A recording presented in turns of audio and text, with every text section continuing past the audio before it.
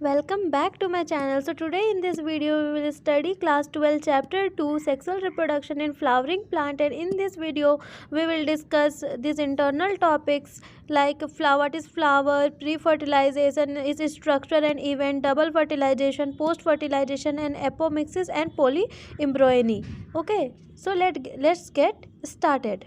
So सबसे पहले तो ये कि फ्लावर क्या होता है। तो फ्लावर क्या होता है, तो फ्लावर जो है, flower is a sexual reproductive part of angiosperm is called flower. Flower क्या है, इस फ्लावर जो है वो प्लांट का सेक्सुअल रिप्रोडक्टिव पार्ट होता है। It develops after the complexion of vegetative phase. ये क्या होता है, फ्लावर जो है वो वेजिटेटिव फेज के बाद जो है फ्लावर बनता है। ठीक है। The branch of ornamental horticulture concerned with growing and marketing of ornamental flower is called floriculture. क्या बोलता है कि ऑर्नामेंटल हॉर्टिकल्चर एक ऐसा ब्रांच है जिसमें क्या होता है कि फ्लावर का मार्केटिंग होता है, उसको ग्रो कराया जाता है, उसका मार्केटिंग होता है। ऑर्नामेंटल फ्लावर्स का मतलब जो सजावट के लिए हम लोग जो फ्लावर यूज़ किए करते हैं, जैसे कि शादी पार्टी वगैरह में या फिर किसी भी फंक्शन में जो है हम लोग फ्लावर का यूज़ करते हैं, किसी भी उसको सजाने के लिए, उसको क्या बोलते हैं हम लोग, फ्लोरिकल्चर। ठीक है। अब देखेंगे हम लोग के पार्ट्स ऑफ फ्लावर, फ्लावर्स के डिफरेंट पार्ट्स, क्या क्या कौन कौन से पार्ट होते हैं, ये सब हम लोग डिस्कस करेंगे। तो मेनली जो है हम लोग पहले ये डायग्राम को समझने की कोशिश करेंगे कि ये क्या है। तो फ्लावर जो होता है, इसका जो ये नीचे वाला पार्ट होता है इसको पेडंकल बोला जाता है। ये जो डंठल वाला पार्ट होता है इसको क्या बोला जाता है, पेडंकल। ठीक है। उसके बाद ये जो एंथर और फिलामेंट होता है, एंथर और फिलामेंट, ये एंथर हो गया और ये फिलामेंट हो गया, इन दोनों को जो है मिला के क्या बोला जाता है, स्टेमन। ये जो होता है ये मेल पार्ट होता है फ्लावर का। ठीक है। पेटल जो होता है वो कलरफुल पार्ट होता है फ्लावर का, पेटल को हिंदी में पंखुड़ी बोला जाता है, और ये जो होता है कलरफुल पार्ट होता है फ्लावर का। ठीक है। स्टिग्मा, स्टाइल, ओवेरी और ओव्यूल, ये क्या होता है, ये चारों जो है, इन चारों को जो है मिला के पिस्टल बोला जाता है, और ये जो है फीमेल पार्ट होती है फ्लावर का, फीमेल पार्ट होता है। ठीक है। और उसके बाद जो है सेपल्स क्या होता है, सेपल्स जो होता है लीफ लाइक स्ट्रक्चर होता है। देखो ये जो है लीफ लाइक स्ट्रक्चर होता है, ये ग्रीन कलर में प्रेजेंट होता है, और ये जो है पेटल्स के नीचे होता है। ठीक है। पेटल्स के नीचे ग्रीन लीफ लाइक स्ट्रक्चर जो होता है इसको हम लोग क्या बोलते हैं, सेपल्स। ठीक है। तो ये हो गया फ्लावर का डायग्राम। अब हम लोग समझने की कोशिश करेंगे इसको थोड़ा डीपली। ठीक है। ये बहुत इंपॉर्टेंट होता है और एग्ज़ाम में जो है ये पूछा जाता है, बोर्ड्स में भी आता है, तो इसको जो है ये बहुत बहुत ज़्यादा इंपॉर्टेंट होता है एग्ज़ाम पॉइंट ऑफ व्यू से। तो सबसे पहले देखेंगे पार्ट ऑफ फ्लावर। तो फ्लावर क्या होता है, तो 4 डिफरेंट सेट्स ऑफ वॉल्स और flower members are attached to a central axis called thalamus. क्या बोलता है कि 4 different sets of flower membrane जो होता है, जो अटैच होता है सेंट्रल एक्सिस से, उसको हम लोग थैलेमस बोलते हैं। क्या बोलते हैं, thalamus. The outer most and the first accessory hold is of sepal is called calyx. क्या बोलता है कि सेपल्स का जो आउटर मोस्ट और फर्स्ट एक्सेसरी होल्ड होता है उसको हम लोग कैलिक्स बोलते हैं। The second accessory hold of the petal is called Corolla. तो अब ये कैलिक्स और कोरोला क्या होता है, कोरोला के बाद जो नेक्स्ट मेल रिप्रोडक्टिव पार्ट जो होता है उसको स्टेमन बोला जाता है, और इसी स्टेमन का जो दूसरा नाम होता है इसे हम क्या बोलते हैं, एंड्रोसियम। स्टेमन को जो है हम लोग दूसरे नाम से किस नाम से जानते हैं, एंड्रोसियम। ठीक है। उसी तरीके से जो फीमेल रिप्रोडक्टिव पार्ट, जैसा कि मैंने पहले बताया कि फीमेल रिप्रोडक्टिव पार्ट जो होता है स्टिग्मा, स्टाइल, ओवेरी और ओव्यूल, इसको हम लोग जो है पिस्टल बोलते हैं, और इसका जो दूसरा नाम जो है इसे हम क्या बोल सकते हैं, गाइनोसियम। ठीक है। तो मेल रिप्रोडक्टिव पार्ट को हम लोग जो है वो क्या बोलते हैं, स्टेमन जो है, उसी को दूसरा नाम जो है उसका एंड्रोसियम, और जो इसका फीमेल रिप्रोडक्टिव पार्ट जो होता है उसको हम लोग क्या बोलते हैं, गाइनोसियम। अब हम लोग देखेंगे कि फंक्शन क्या क्या है, फ्लोवर मेंबर्स जो होते हैं, कैलिक्स, कोरोला, एंड्रोसियम, गाइनोसियम, इन सब का फंक्शन क्या क्या होता है फ्लावर में। ठीक है। तो सबसे पहले कैलिक्स का क्या फंक्शन है, its main function is to protect the flower in bud condition. It is smaller than the petal in size. क्या बोलता है, कैलिक्स जो होता है इसका मेन फंक्शन होता है कि फ्लावर के जो बर्ड होता है, जो पंखुड़ी होता है, उसको ये क्या करता है, उसको प्रोटेक्ट करता है, और उसके बाद जो है इसका जो साइज़ होता है वो पेटल से छोटा होता है, ठीक है। When green it is photosynthetic in nature, जब ये ग्रीन कलर का होता है तो ये फोटोसिंथेटिक होता है नेचर में, लेकिन जब ये कलर्ड हो जाता है तो it attracts insect for pollination. तो कैलिक्स का मेन फंक्शन क्या है कि ये जो है वो बर्ड कंडीशन में जो है फ्लावर को प्रोटेक्ट करता है। ये पेटल से साइज़ में छोटा होता है। ये जब ग्रीन कलर का होता है तो फोटोसिंथेटिक होता है नेचर में, लेकिन जब ये कलर्ड हो जाता है, कलरफुल हो जाता है, उसके बाद क्या होता है, ये इंसेक्ट्स को जो है वो अट्रैक्ट करता है पोलिनेशन के लिए। पोलिनेशन क्या होता है ये हम लोग आगे डिस्कस करेंगे, ठीक है। अब कोरोला का फंक्शन क्या है, तो कोरोला जो है ये क्या करता है, ये जो है कलर प्रोवाइड करता है और सेंट प्रोवाइड करता है ताकि वो क्या कर सके, पॉलिनेटर्स को जो है पॉलिनेटर्स को अट्रैक्ट कर सके। अब ये पॉलिनेटर क्या है, तो पॉलिनेटर, यहाँ पे पॉलिनेटर का मतलब है जैसे कि इंसेक्ट्स हो गए, जैसे कि बीज, बटरफ्लाई, ये सब जो होते हैं इनको अट्रैक्ट करता है वो, ठीक है। Sometimes the base of corolla bears some secretory gland and secretes nectar, ठीक है। कभी कभी क्या होता है कि कोरोला जो होता है वो कुछ सिक्रेटरी ग्लैंड्स जो होते हैं उनके पास, उससे वो क्या करता है, नेक्टर सिक्रीट करता है, ठीक है। And they also provide protection to the plant, और ये क्या करता है, प्लांट को प्रोटेक्शन भी प्रोवाइड करता है, ठीक। एंड्रोसियम, अब एंड्रोसियम क्या होता है, तो एंड्रोसियम जैसा कि बताएं कि इसका जो मेन फंक्शन होता है is the production of microspore. ये क्या करता है, माइक्रोस्पोर का प्रोडक्शन करता है, that is pollen grains containing male gametes with in the anther lobe. इसमें क्या होता है कि पोलन ग्रेन्स जो होते हैं वो कंटेन करते हैं क्या, male gametes with in the anther lobe. Anther lobe में जो है वो मेल गैमेट्स कंटेन करता है। गायनोसियम क्या होता है, ये जो है फीमेल पार्ट, रिप्रोडक्टिव पार्ट होता है। तो the main function of gynoecium is the production of megaspore. ये क्या करता है, मेगास्पोर का प्रोडक्शन करता है, जैसे कि एग्जाम्पल के फ्रूट्स एंड सीड्स, इसका ये प्रोडक्शन करता है, ठीक है। मेल रिप्रोडक्टिव यूनिट, तो मेल रिप्रोडक्टिव यूनिट कौन कौन सा होता है, तो फ्लावर में जो होता है मेनली जो है वो दो मेल पार्ट जो होता है वो होता है एंथर और फिलामेंट। तो एंथर और फिलामेंट, ठीक है।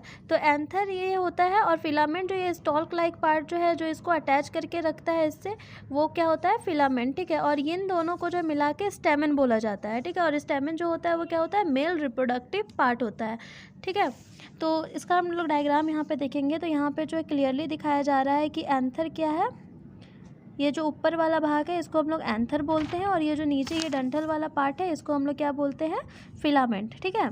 फिलामेंट स्टॉल देखो, और इसका मेन फंक्शन क्या होता है कि ये जो है पोलन ग्रेन्स कंटेन करता है, ठीक है। तो अभी इसके बारे में हम लोग जानते हैं, ये भी बहुत इंपॉर्टेंट होता है एग्जाम पॉइंट ऑफ व्यू से। तो स्टेमन क्या होता है, स्टेमन is the male reproductive unit and consist of the following two parts. स्टेमन जो होता है मेल रिप्रोडक्टिव यूनिट होता है जैसा कि मैंने बताया, और ये जो है दो पार्ट कंसिस्ट करता है, एंथर एंड फिलामेंट। तो फिलामेंट क्या होता है, filament a long cylinder stall called filament which may be joint और फ्री। ये क्या होता है, लॉन्ग सिलेंडर स्टॉल होता है फिलामेंट का, जिसको फिलामेंट बोलते हैं, और ये जो है या तो जॉइंट होता है या फिर फ्री भी होता है, ठीक है। और ये जो ऊपर वाला भाग होता है, अब bilobed terminal structure is called anther, इसको क्या बोला जाता है, बाइलोब टर्मिनल स्ट्रक्चर, इसको क्या बोला जाता है, एंथर, ठीक है। अब एंथर का स्ट्रक्चर कैसा होता है, तो it is composed of two anther sac और lobes separated by a tissue called connective tissue, ठीक है। क्या बोलता है कि ये जो है एंथर, इसके पास तो होता है दो एंथर लॉब्स होते हैं, दो एंथर लॉब्स होते हैं, यहाँ पे हम लोग डायग्राम में देखेंगे, एक दो एंथर लॉब्स होते हैं, और जो दोनों लॉब्स होते हैं ये सेपरेटेड होते हैं एक टिश्यू के थ्रू, जिसको हम लोग क्या बोलते हैं, कनेक्टिव टिश्यू, ठीक है।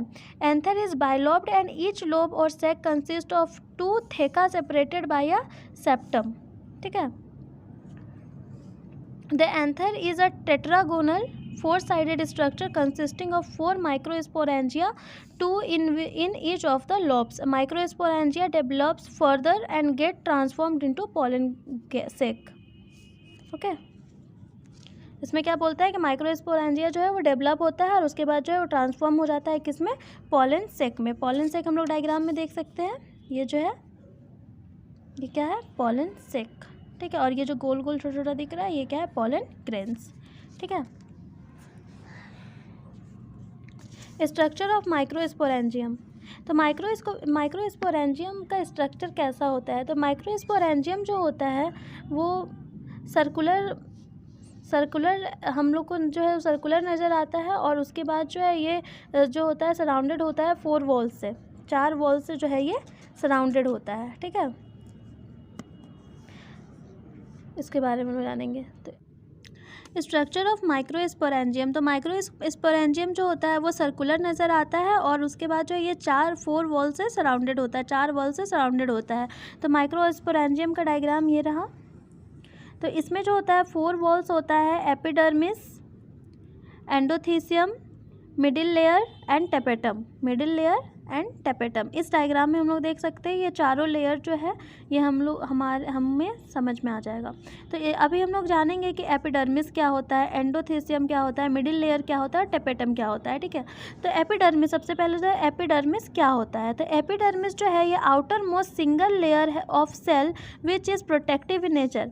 एपिडर्मिस क्या होता है, outermost single layer of cell होता है जो कि प्रोटेक्टिव होता है, नेचर में बहुत ज़्यादा प्रोटेक्टिव होता है। और उसके बाद क्या होता है, एंडोथीसियम जो होता है ये सेकंड लेयर होता है।